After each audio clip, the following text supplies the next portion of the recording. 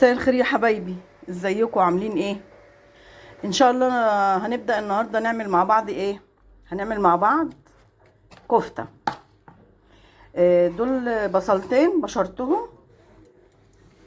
هنعمل كفتة وهنعمل مكرونة.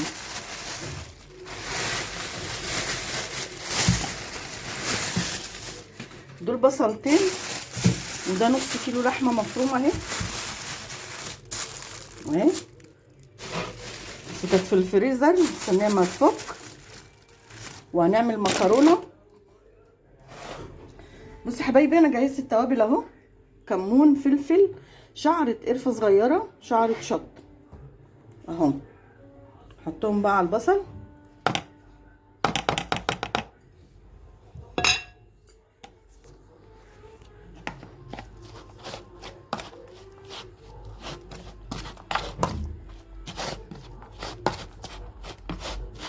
هحط لهم الملح بقى، واحط الميه للمكرونه تغلي عشان نسلقها. فاصل ونواصل. رجعت لكم حبايبي اهو، فرطت بصله اهي. هنعمل النهارده المكرونه ببصل، مش هنعملها بتوم.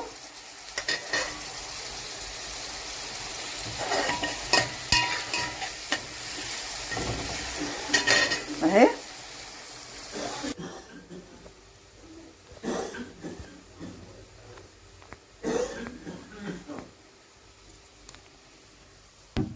حبايبي، البصلايه احمرت واديني حطيت الطماطم عليها. هنغطيها بقى ونسيبها ايه تتسبك ماشي. وهنروح بقى نعجن ايه في الكفته. بصوا حبايبي، انا خلاص عملتها اهي، دعكتها اهي. هصبحها بقى واوريها لكم.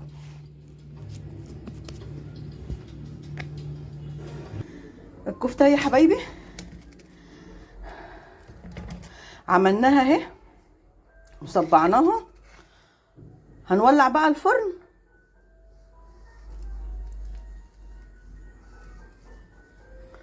وندخلها بقى الفرن.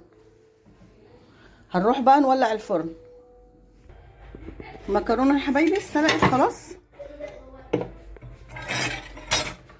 الصلصه اهي خلاص خلصت وطفيت عليها. كفته اهي في الفرن. هنستنى بقى لما تخلص واغرف هرجع لكم. الاكل اهو يا حبايبي خلاص خلص. لو عجبكم الاكل ما تنسونيش في اللايك والاشتراك. كفته اهي، المكرونه اهي. السلام عليكم.